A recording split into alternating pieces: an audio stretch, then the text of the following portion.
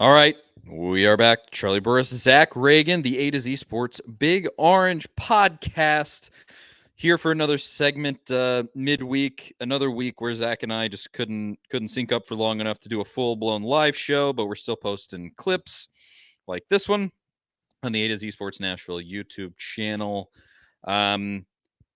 Obviously, since we put out what we put out on Monday, Tuesday came around, and that was the deadline for the the decision on the temporary restraining order in the lawsuit.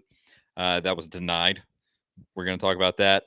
We also got talk a little bit about Gerald Mincey, who transferred to Kentucky, but made some comments about Josh Heupel's offense that we want to speak to really quickly, and then maybe we'll throw in a little basketball, maybe too. But the boys just went out there, laid the smackdown on it. LSU, not a ton to say there in addition, but was still a fun game.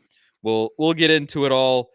But first, I got to tell you about our great sponsor, Farm Bureau Health Plans. Farm Bureau Health Plans have been serving Tennesseans for over 75 years. Much has changed in Tennessee over the years, but some have stayed the same.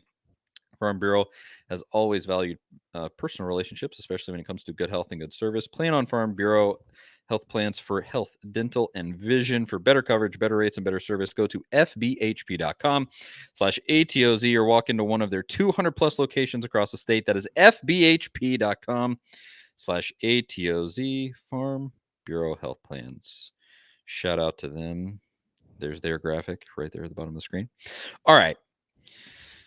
So, with the temporary restraining order on Tuesday, Zach, Tennessee wanted to get this in place to essentially very quickly make the NCAA's rules null and void. They were denied. The reasoning for that was essentially that there was no immediate, pressing, irreparable harm that was going to come if the judge did not grant this temporary restraining order. I read it and I kind of said, it's not a bad point.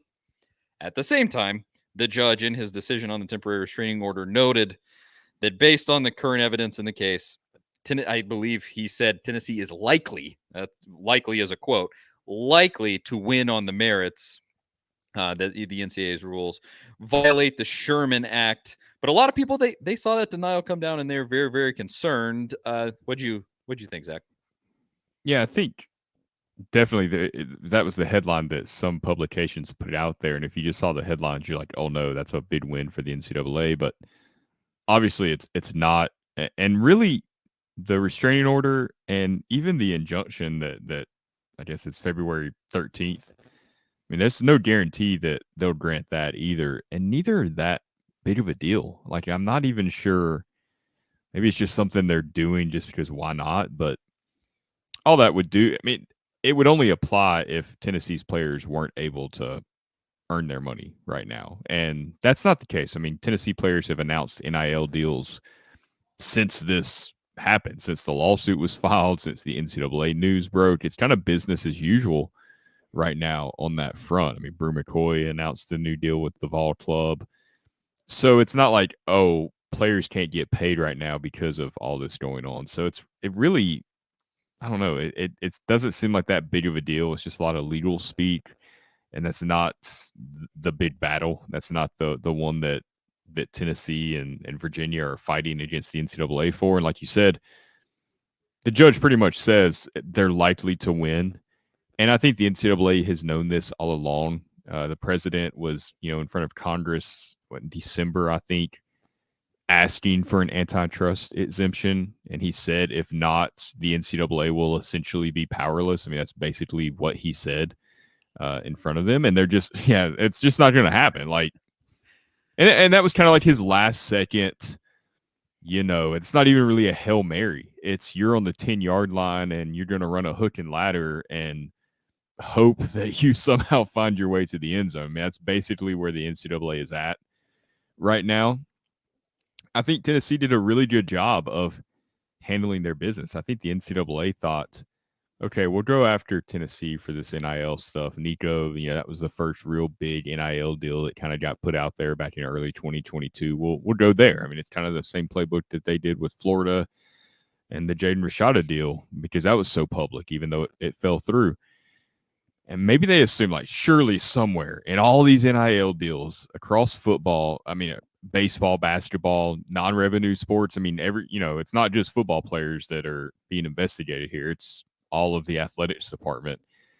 Surely they messed up somewhere. They didn't, dot an I or cross a T. And Danny White said in his statement, like, they didn't find a single NIL violation. And if you've seen any of the Super Bowl media this week, Jalen Hyatt's out there in Las Vegas promoting his partnership with Hyatt Hotels, something that started when he was at Tennessee before he declared for the draft.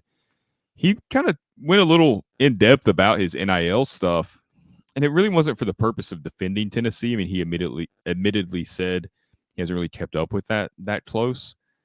But while he was describing his NIL dealings with Tennessee when he was trying to decide if he was going to come back for another season, he straight up said, like, Tennessee just wanted him to come back and then they would figure out the numbers. And Hyatt pretty much said, he said, it's not like I couldn't name a number and Tennessee wouldn't match it. Like, they had the resources, they were willing to do whatever, but they would not get into it until after he came back. Because if you do, before that, it could be pay for play. But after, it's like, okay, you're back. Oh, wow, this company wants you to do this endorsement deal for $750,000, even though it's a social media post or whatever. You know how that all goes. It's like that just kind of shows the inner workings of how Tennessee's NIL deals were working. I mean, that was the Biletnikoff winner, one of the most talked about college athletes in the entire sport. Tennessee would have loved to have had him back this season. Obviously, they really could have used him this season. Third round draft pick, all kinds of brand recognition after his huge game against Alabama.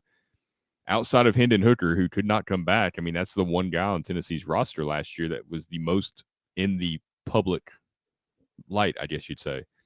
And they weren't like sliding him a number and saying, hey, if you come back, it's 1.5 million. And he even said he wasn't even asking for $1 million. It wasn't crazy money, or that's what he says at least. So, I mean, that just kind of shows you the inner workings of Tennessee's NIL deals. If they're doing that with that guy, it kind of shows you, like, okay, they know what they're doing. They weren't breaking rules. They were on the up and up on this, and that's why the NCAA is going after them for this plane ride, back in 2022 when collectives weren't considered boosters. That's the only thing that you'd really find. I mean, you do have to imagine that Danny White and Donnie Plowman come in the midst of this absolute insanity where you're shuffling Pruitt out the door and, essentially using that NCAA case to pay him or to fire him without pay. And you're getting that massive amount of scrutiny from the NCAA. I mean, they would be so stupid to just go out and blatantly be like, here you go. That we're just going to go crazy and we're not going to care about the rules. We're just going to do this and that. They went out and they spent big and they did it big. And, you got a guy like Nico. But everything that I see about Danny White just suggests he's kind of a mob boss. He's like the man will go like, yeah, there's a body in the trunk, but we're going to get rid of it and you're not ever going to see it and you're not going to know and I'm not going to get caught. Like it's not like it's not like he's some careless just letting it all hang out type of an AD like that. He has been calculating and has been so serious, and there's a clear and very real reason why Tennessee decided to pay that guy the big bucks. And I think it's paid dividends. And so I just in no way can I imagine that they just left anything up to chance there. And so I think they did. They dotted their I's and they crossed their T's and they made sure that they zipped it up tight. And now I think it comes down to this for Tennessee. If the injunction is not granted, no lawyer here. I don't know the chances there. It's basically going to be similar to the temporary restraining order on similar grounds, although Tennessee does have the ability to regroup right now and try to throw even more evidence at the court to try to say, like, no, here's your irreparable damage right here. You have to grant this. Maybe they get it. But let's say that they don't, and the NCAA turns around and is still trying to hammer Tennessee. Where the rubber is really going to meet the road is the in-between the injunction and the end of this lawsuit where Tennessee, at least according to the judge in this case, likely wins, is Tennessee going to back down? And I don't think they are, because I saw some fans saying, oh, well, if we lose this injunction, Nico's not playing. Why? Why would he not play? Because if Tennessee believes that they zipped everything up tight, play the kid and tell the NCAA to kiss it. That's exactly what you should do. And it's what it feels like they're going to do with how confident they've been in all of this. It would be hard to imagine that they would do all of this with this incredibly coordinated effort with the governor and state representatives and the AG from the state of Tennessee and all this stuff. And then if they lose the injunction, cower and be like, okay, we won't play Nico. We're just gonna, please don't punish me too bad, Mr. NCAA. They're not gonna do that. I don't No, think they're gonna you do got to that. go. Well, for starters, that if Nico was facing a suspension, that would be the one case where the injunction would be a little more important. But That's true. nothing's Yeah. come up yet. They haven't served a notice of allegations even yet. And I think that Tom Mars, you've probably, if you're on Twitter, you've probably seen him on Twitter, the attorney that's real big into this stuff. He's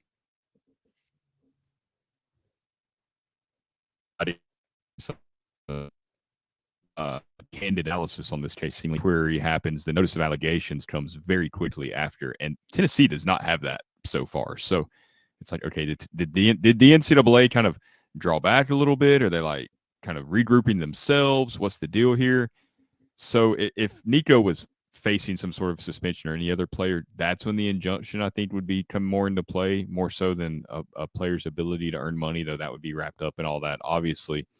But even if somewhere down the road they did threaten a suspension, I think you got to go like full Auburn in 2010 with Cam Newton. You know, I remember that dragging out through the entire year. Like, he keeps playing, doesn't matter. Are they going to come back and rule him ineligible? Like, I think that's the way you should do it anytime. I mean, absolutely, especially now.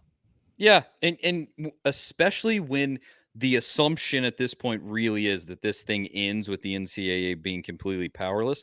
Just go, come and take it, big boy. What are you going to do if I play this kid? You're going to do nothing is what you're going to do. And this is what you're talking about there with Tom Mars. Here's what he said.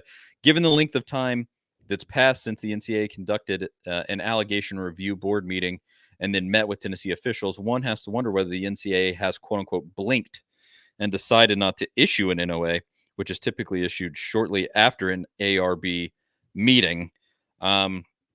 Maybe they're holding off because what's the point until after all this? That would be a lot of work for nothing, because it might just be completely meritless after all exactly.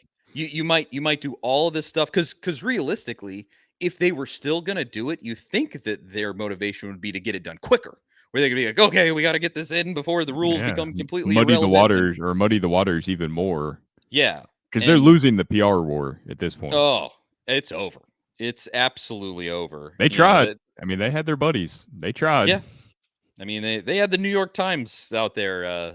The old failing New York Times was pumping them up, and it's still, that's just nothing. Like, nobody is coming back onto your side. So I think ultimately I'm not going to panic about it until there's something to actually panic about, even if they lose the injunction, because also I believe Tennessee can appeal after that too. And it's, there's all of that legal process. We'll get there when we get there. Cross that bridge. Yeah. Obviously, we will talk about it on this very show. But anything else with the lawsuit before we move on to a little bit of football news? Yeah, I think that catches us up on everything. It's certainly providing content where we thought there was none this offseason. So no kidding. Yeah, it came out of nowhere and it's getting views, but I wish it wasn't happening. I would put it that way. All right, so let's talk about this situation with our old pal Gerald Mincey. He's got a lot to say. He really does, and we're going to talk about it right after I tell you about our great sponsor, BetterHelp. If I can actually get their info up here. I feel like this happens every time I try to do a read. It's the coordinating. We got to get a producer. Here we go. If you're a Tennessee fan like me, You know how many years the Big Orange have shaved off your life with the emotional roller coaster of college sports, or maybe the roller coaster of life is messing with your happiness and preventing you from achieving your goals. Regardless, if you have a clinical mental health issue like depression or anxiety, or if you're just a human being going through a hard time, therapy can give you the tools to approach your life in a very different way. And that's where BetterHelp comes into play. BetterHelp's mission is to make therapy more affordable and more accessible. And this is an important mission because finding a therapist can be hard, especially when you're limited to only the options in your area. BetterHelp's platform makes finding a therapist easier because it's online and remote. And BetterHelp can match you to a professional therapist in as little as a few days. Plus, with our link, betterhelp.com/ATOZ sports, you get 10% off your first month. So see a therapist because maintaining your mental health is just as important as maintaining your physical health. This football season, check out betterhelp.com/ATOZ sports and save 10% on your first month. That's BetterHelp. Huge thanks to them. So I'll throw it to you here, Zach. Well, I'll start by saying this. Gerald Mincey transfers to Kentucky from Tennessee's offensive line. Tennessee transfer portals right over the top of him with Lance Hurd, and what a pickup that was. One of the highest rated. If he was purely a recruit and not a transfer, he would have been one of the highest rated recruits in the history of Tennessee football. And so that's awesome and totally fine. And, obviously, no matter what Mincy thinks or says, he has to come here and play in Neyland Stadium this season. And that's been an absolute house of horrors for Kentucky. So good luck there. But what did he have to say, Zach, that got the wheels turning for you?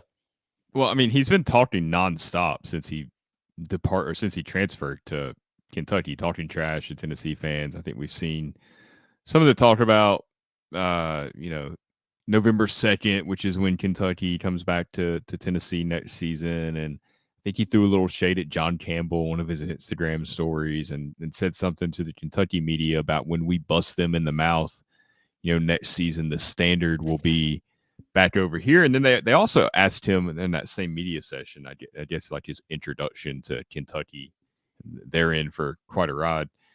He said they asked him about the differences in the offense at Kentucky and Tennessee, which every Tennessee fan is well versed in at this point. I mean, Kentucky still needs an offensive coordinator because Liam Cohen left again for the NFL. Like, he's left Mark Stoops twice now.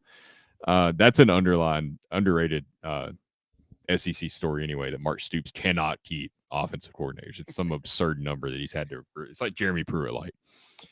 But they're probably going to run a similar offense. I mean, they're kind of like that complementary style. Let's hold the football as long as possible. He said, Mincy said, well, I don't have to run hurry up offense anymore, so I won't be out of breath, which immediately got him clowned by Tennessee fans all over social media. And I wrote the story, kind of left my phone for a little bit and came back, and I saw that screenshot of that quote going around social media, just everybody kind of piling on him. But he kind of threw some shade about it. Well, it's more of an NFL style offense. It's not just he can show his versatility, get him ready for the NFL. And like, man, you played. I mean, he was there in 2022 after he came from Florida. You played left tackle while Darnell Wright played right tackle for 1 year in 2022 when he moved, because he played left tackle. Darnell Wright played left tackle his first season that Heupel was there. He's a top 10 pick in the NFL after that. I mean, the guy admitted that he was on the verge of giving up football before Heupel came. Plays 2 years in his offense, 1 year at right tackle. He's a top 10 pick. And Gerald Mincey's going to throw shade at Tennessee's offense about not getting him NFL ready? Like, where were you not paying attention? And on top of that, Mincy was there again in 2022 when Tennessee played Kentucky. And I think we all remember the chirping from Kentucky players about the real football and, this is real football. This is how you really run an NFL offense, from Will Levis and the offensive coordinator that got fired a few weeks later that said that they didn't really care about scoring a bunch of points, which is true. They didn't care about scoring a bunch of points. Clearly. Yeah. And Tennessee's players all heard that. We remember all the stuff that came out on social media, clapping back at Kentucky. The Heupel kind of made some comments about real football. Alex Golish was posting it on Instagram. Grant Ferking, who's been on this show and talked about this very subject, was throwing some shade back at Kentucky. And he was there. He saw the way that went around the locker room, and the beat down. It was 44-6 beat down. It was like the Alabama game was the best game of the year, right? But as far as the best game that Tennessee played that season, it was the Kentucky game on that Saturday Yeah. night. Like the defense was great, the offense did whatever it wanted to. They even ran the ball down Kentucky's throat just for the hell of it. Mincy was there for all of that. I'm like, what are you doing? I mean, it's just going to be a repeat of that. Like we all know that's what's going to happen on November 2nd. What do you think is going to change? It And really you're is. giving fuel to the storyline for Tennessee's players. Seriously, what is the logic there at all? Because first of all, even just here at Tennessee, he wasn't like a big talker necessarily. I mean, maybe he was a big talker on the field, and we're not necessarily privy to those conversations. I think he planted a few flags after games. I think he was that Okay, guy that was doing that. Which I'm all for. sure. That's the name of the Like game. talk your talk after you do the thing. That's fine. Like planting a flag after you get a huge win, what are they supposed to say? You beat them. Like that's how it goes. And vice versa towards we've had a few flags planted against us, Lord knows. It is what it is. But yeah, in this case, like it's not even like you went to maybe Missouri. You transferred to Missouri. Tennessee has had a ton of success against Missouri in the last few years, but last year Tennessee got by Missouri. Missouri had a good football team, and you go like, okay, you go there. Hey, Missouri won this last year. Maybe Drew or not Drew Lock, whoever that quarterback, Brady Cook is coming back. Cook's coming back. You maybe have a pretty powerful offense, and fine. And maybe you can talk a little bit of talk. But you're going to a team that Tennessee's beaten 37 out of the last 40 years or whatever the stat is at this point. And they weren't even Tennessee wasn't even that good this past year. I mean, they were average, and they still went to Kentucky when Tennessee could not win a road game to save their life at the time. Yeah. Like, that's all the narrative was, and still beat them. I think they only won by 6 points, but that was another one of those games where it never really felt out of hand. Like they handled business. No, I mean, it was one where Tennessee was largely in control. And so I do not get that at all. And it wasn't like he was here, getting All-American awards. He was like splitting reps half the time with Crawford. Yeah. And I mean, and the honest to God truth is, I mean, I don't know if they would have gotten Lance Hurd if Mincy stays, but Tennessee upgraded. What do you want us? You want us to say it is what it is, and now you're going to turn around and try to talk before the game when you're playing for a team that hasn't, for the life of them, ever been able to beat Tennessee. Not only in my lifetime, but like multiple generations at this point. Like it's man, I don't get it at all. I don't know what the kid is thinking. I mean, I guess in some sense, I got to respect the hubris, just this sheer almost delusion that it shows. But other than that, man, I don't know. I guess I'm glad that he's given us off-season stuff to talk about, because outside of the lawsuit, there really hasn't been much of anything. But yeah, it just is crazy. Every week with it, it's like this guy just he won't stop. Like I don't understand. And then the funniest thing is knowing next season who he has to play against too when he plays in that game is James Pierce. Yeah. I mean, the dude's a first-round draft. He'd be a first-round draft pick this year. We've already heard that from NFL scouts. That dude is just going to be better. And if you do try to double team him, then you've got Caleb Herring or Joshua Josephs or Jordan Ross, who's another freak athlete that's the next James Pierce coming off the edge. That's a tough situation to be thrown into, and he's just making it worse. I think we're getting a little sneak peek at why Tennessee was. I mean, they were going to bring him back, right? Like he already announced that he was going to stay, and then that the NCAA was basically when they lost that deal with trying to shut down the 2-time transfers. I saw his opportunity to get paid a little more than he was getting paid at Tennessee. I mean, if you wanted to go look at somebody for inducement, maybe you should do that, because how do you know he's going to get paid before he transferred? Hello, somebody. Yeah. Anyway, that's beside the point.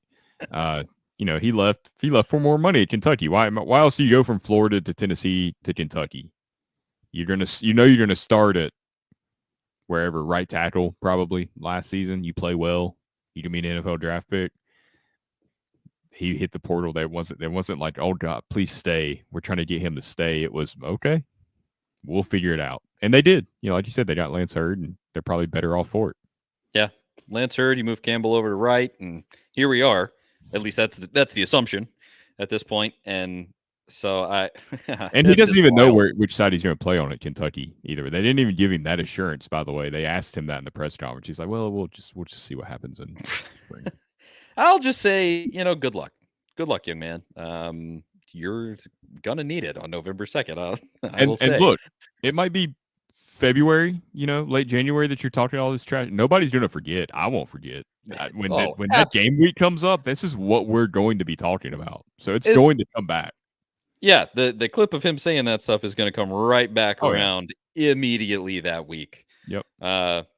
So yeah, good luck. We'll see what happens. Otherwise, you got somewhere to be, Zach. We'll save the basketball for the full show. Monday, 7 p.m. Eastern time. I think, unless unforeseen circumstances occur, we will be 7 p.m. Eastern time live on A to Z Sports Nashville YouTube channel this coming week for the full Big Orange podcast. And we can stop doing kind of these midweek segments like this.